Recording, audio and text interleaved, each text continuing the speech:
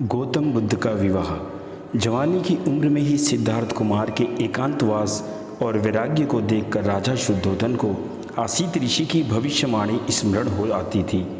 उन्हें सदा यह चिंता रहती थी कि उनका पुत्र कहीं विरक्त न हो जाए। इसलिए राजा शुद्धोधन ने देवदह के कोलिय राजा दंडपाणि की रूपवती कन्या राजकुमारी यशोधरा के साथ सिद्धार्थ के विवाह का प्रस्ताव राजा दंडपाणि से किया।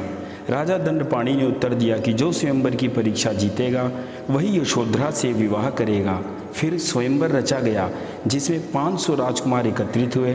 कुछ आचार्य, चतुर पुरुष, परीक्षक, मध्यस्थ नियुक्त किए गए।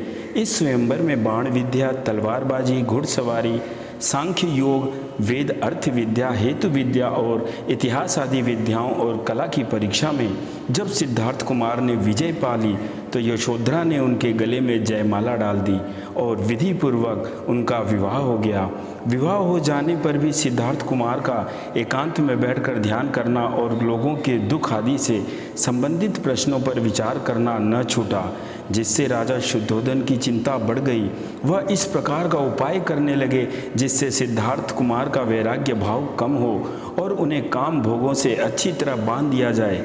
इस उद्देश्य से राजा शुद्धोधन ने सिद्धार्थ कुमार के आमोद प्रमोद के लिए गर्मी, सर्दी और बरसात में रहने के लिए कई तरह के उन्होंने महल बनवाए। राजा ने इन महलों को भोग विलास के हर तरह के साधनों से सुसज्जित किया और इन महलों में राजकुमार की परिचर्या के लिए सुंदर स्त्रियों को नियुक्त किया जो नित्य, नृत्य, गायन आदि हर प्रकार की कलाओं में प्रवीण थी। इन स्त्रियों के शरीर भांति भांति की सुगंधों से सुवासित और अनुपम सुंदर वस्त्रों और आभूषणों से शोभित रहते थे।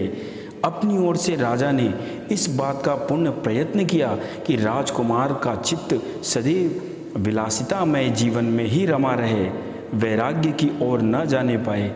ये सुंदर स्त्रियां भी राजकुमार को अपने वश में न ला सकी और उनका विरक्ति भाव और चिंतनशीलता दूर नहीं हुई।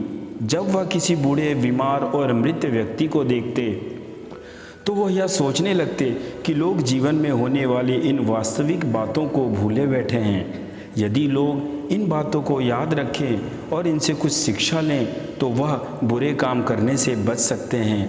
वह लोगों में आपसी वैर, विरोध, अन्याय, धोखेबाजी, जात पात, ऊंच नीच की दुर्भावना, जाति तथा वंश का मिथ्या अभिमान और अति तृष्णा आदि विषयों पर विचार करते रहते थे। उन्हें यह अच्छा नहीं लगता था कि मानव मानव का शोषण करे। उन्हें यह देखकर दुख होता था कि मजदूर मेहनत करे और मालिक उनकी मजदूरी पर मौज उड़ाए।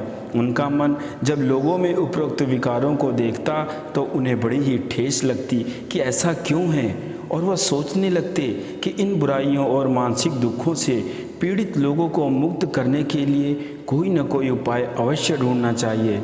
हर समय वह इन्हीं दुखों का निवारण करने वाले साधनों की खोज में मग्न रहते थे।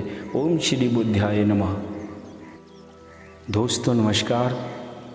यह थी भगवान श्री गौतम बुद्ध के विवाह की कहानी, जो कि हमारी सीरीज़ का चौथा पार्ट था, और हम कल लेकर आएंगे आप लोगों के लिए गौतम बुद्ध के पुत्र राहुल का जन्म और संघ से उनका संघर्ष।